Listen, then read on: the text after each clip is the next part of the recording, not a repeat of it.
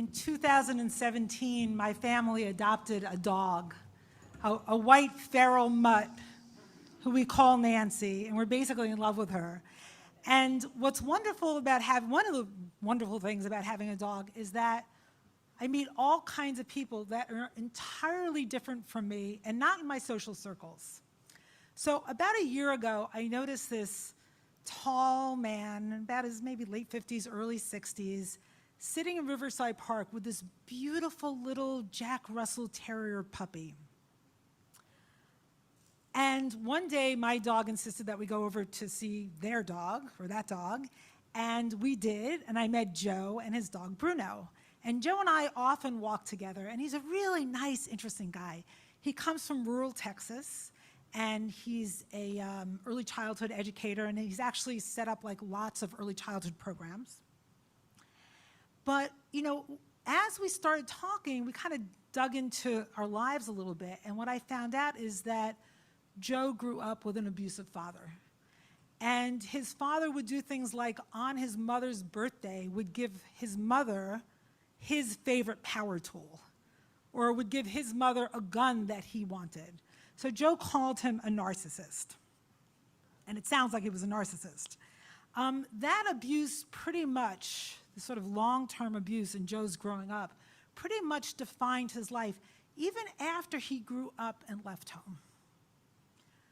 Until that is one day, one night, he wasn't sleeping. He made this very clear. And let me tell you, Joe says, and I think this is true, Joe is not a woo-woo kind of guy, right? He had a spiritual experience. He never had it before, and he's never had it since, right? So one night, again, he's not sleeping. He insists this was not a dream. He hears this strange, heavenly tone. And he said there weren't words, but I knew what the message was. I just want to get this quote right. The word said, "You did not come into this life to hate your father." So this week I'm thinking about the sermon I'm going to give here tonight, and I decided it was about the past defining or not defining the present, right? Are we ever, or can we be free from the past, and how can we be free from the past? So I was talking to Joe about that, as I often talk to him about my sermons, and he again told me this story, and I said, could I share it? And he said yes. So then I realized, after I started writing it, I had some questions. So I went out early this morning in search of Joe and Bruno, and at the end of the walk, I found him, and I said, Joe, did that experience make a difference? What difference did it make? And he said, it was everything. I was freed. All my gifts, everything I had to give the world was bottled up until then. It was as if I was in solitary confinement for 33 years. And suddenly someone arrived, and he did this, with the keys. Wow, pretty dramatic. So as I said, Joe went on to become a successful early childhood educator. And there's a lot more I can tell you about Joe, but the point here is he was somehow freed from living a life tethered to his traumatic past. And it's something I wonder about a lot. Now, my story is not as dramatic as Joe's, but I grew up with a very highly critical father.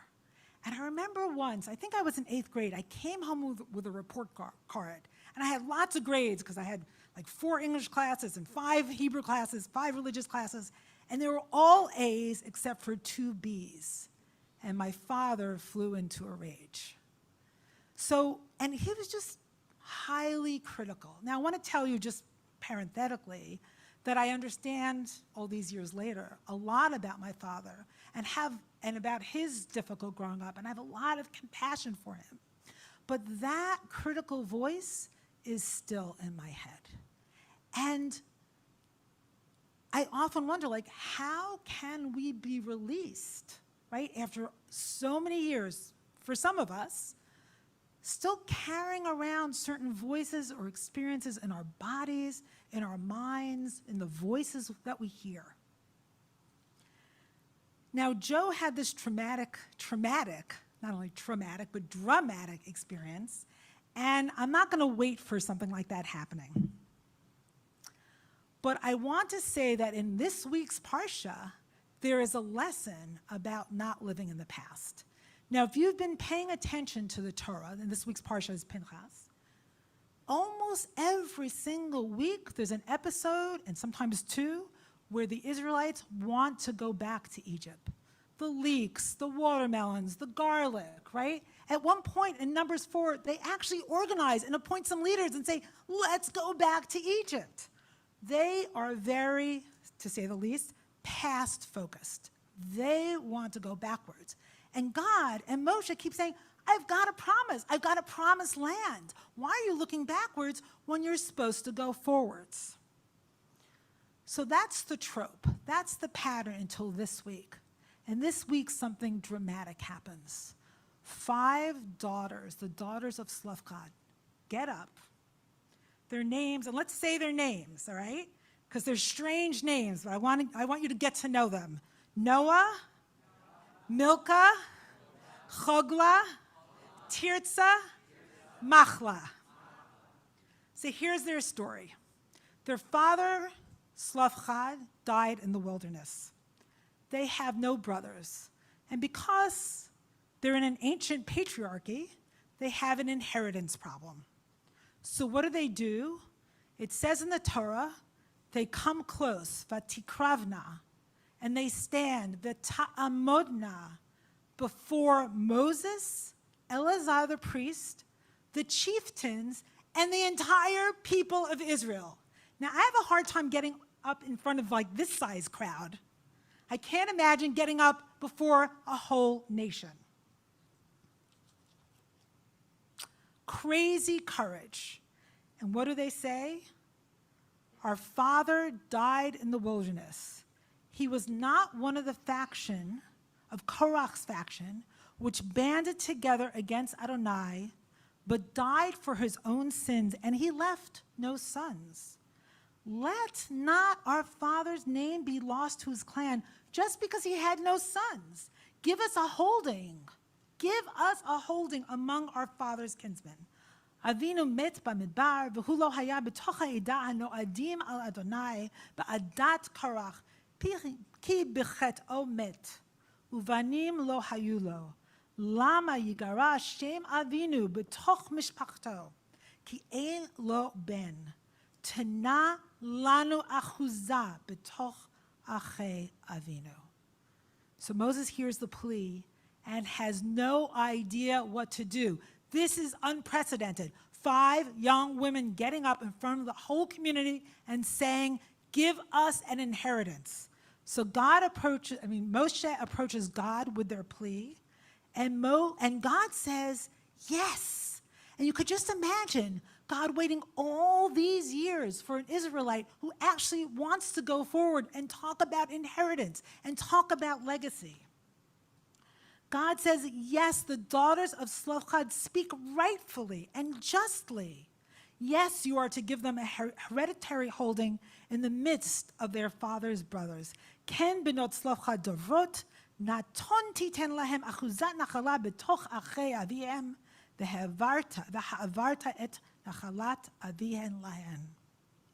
So God agrees with these women. Even when Moses doesn't know what to do, God directs Moshe, and then God turns it into case law. It's not only about them and their needs. God says, and to the children of Israel you are to speak, saying, any man when he dies, and a son, if he does not have a son, you are to transfer his inheritance to his daughter. Yay.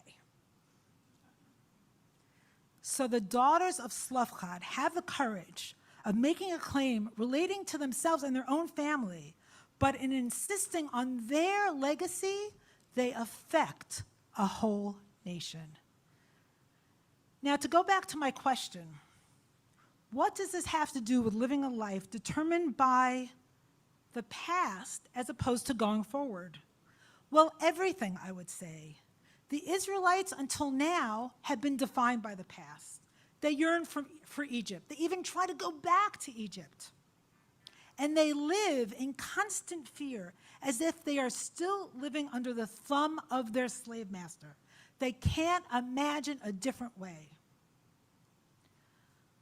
I would even say that the collective wilderness experience is a training ground for not living in the past, for living in the present and towards the promise, for living with God's care, God providing manna and Torah and making sure there's a well in the desert for the Israelites.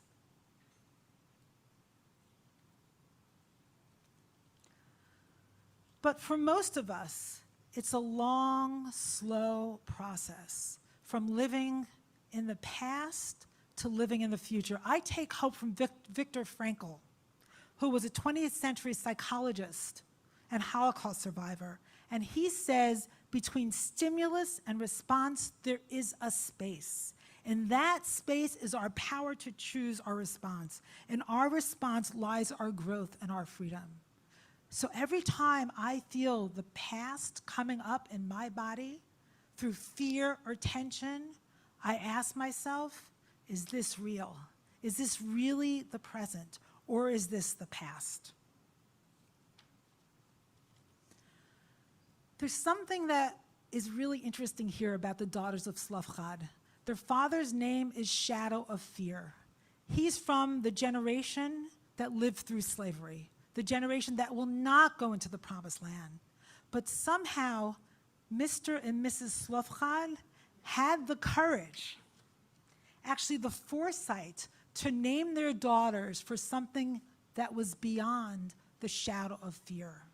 They named them Mochla for forgiveness, Tirza for delight, Noah for movement, Chogla for dance, and finally Milka for royalty.